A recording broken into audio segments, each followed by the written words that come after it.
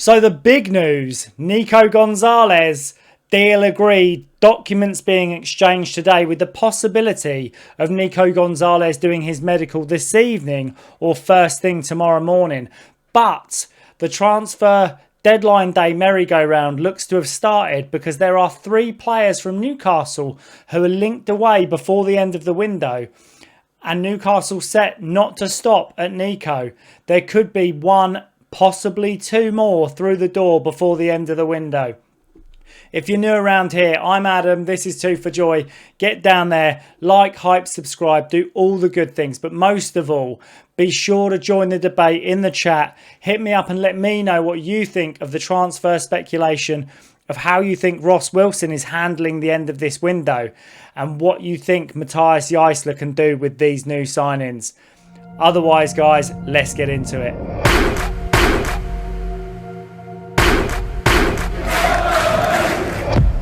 So today's video was actually supposed to be the pre-match to West Brom, and we'll do a little bit, but we can't not talk about transfers.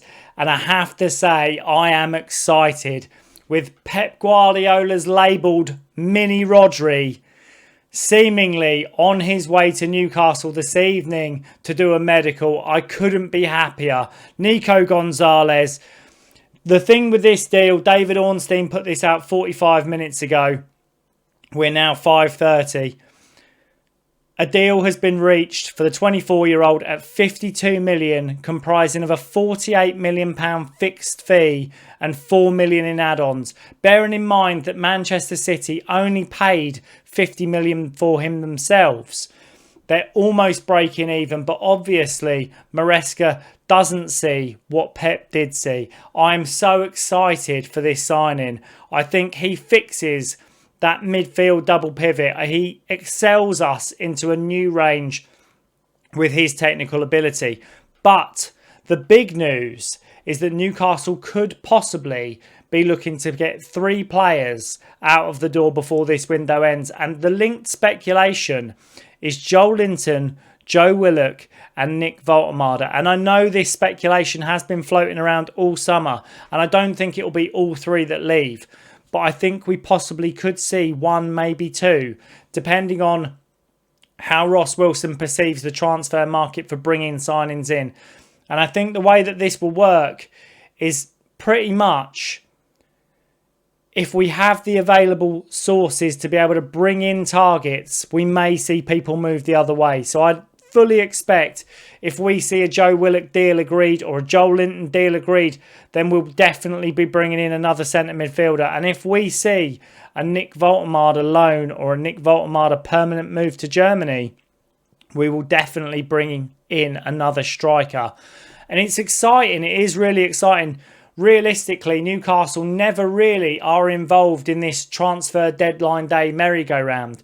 But I think the key indicator, and this is where we'll touch on West Brom, I think the key indicator for this is basically who plays in this match against West Brom. We might see us put out a very young squad filled with under 21 talent, youth players coming through. We might even see Sean Neve come in and start up front. Or we might see Fernandez-Pardo try and get minutes in the legs of some of the mainstays. But reports are that Willock has picked up an injury in that game against Liverpool. I think it was the Achilles when he got clipped. And he didn't seem right for that end of the first half, start of the second. And reportedly he's going to be out for 2 weeks. Now, Asula being out for 2 weeks isn't too much of an issue if you've got Wissa and Woltemade. But if we're looking to move Woltemade on, then we definitely need to bring in another signing before that window closes. It will leave us threadbare. But the interesting thing, and I'll show you the table for West Brom. So West Brom currently sit second in the league, 2 wins in 2. They got a win against Burnley in their last game, 3-1 at home. A really good start for them. And the first game of the season, they pulled off a 2-1 win against Norwich. And both of the lineups pretty similar. The starting lineup playing a 4-4-2. the same mainstays in there. Nat Phillips, Whitewell, Meyer, Diakite. They pretty much line up how we expect them to. And I'd fully expect West Brom to go for this. They've got a chance of playing a top-flight Premier League team. And we'll come on to the transfers in straight after this. Realistically, West Brom are on a giant killing. They're looking for it. I mean, they've done Norwich. They've done Burnley. They're looking for Newcastle as a scalp. And whether Matias Fernandez-Pardo decides to put in some of our mainstays will really be the interesting part. Realistically, if we bring in Joe Willock in this game, I would suggest that he's not going. But moving on to the big news. The BBC reported yesterday that Newcastle, and the source is L'Equipe in France, have reported that Newcastle have submitted an offer worth 40 million euros, £34.2 million, excluding bonuses, for Lille and Belgium's forward Matias Fernandez-Pardo, 21 years old. This is exciting news. We've been linked with him all summer. There's been links to him across multiple Premier League teams.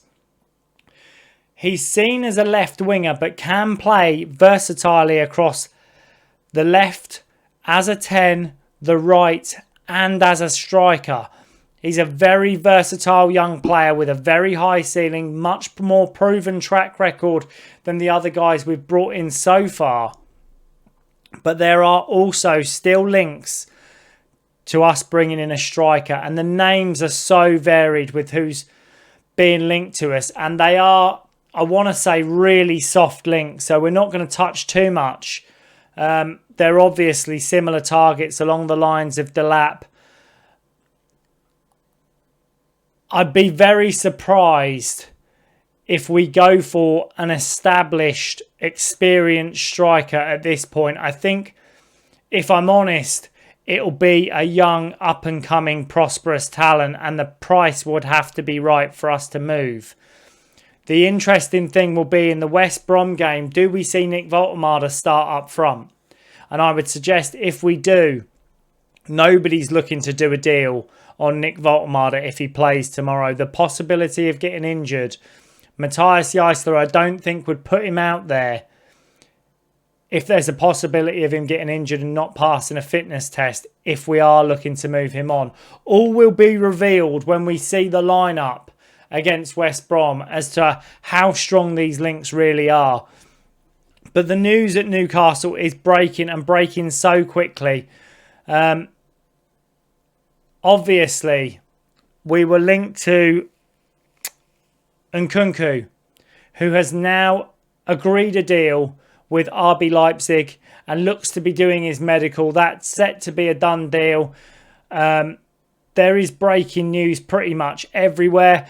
There was an initial merry-go-round of will Liverpool try and hijack the deal for Nico Gonzalez in a swap deal for Gakpo, but it looks like Liverpool are holding talks currently with Paris Saint-Germain over Bradley Barcola, and I believe their main focus will be getting him through the door, so Nico Gonzalez looks like it could be wrapped up before they've had the chance. And there is still soft links to Nicholas Jackson with Aston Villa and Juventus, I believe, interested in Nicholas Jackson. But the key thing being,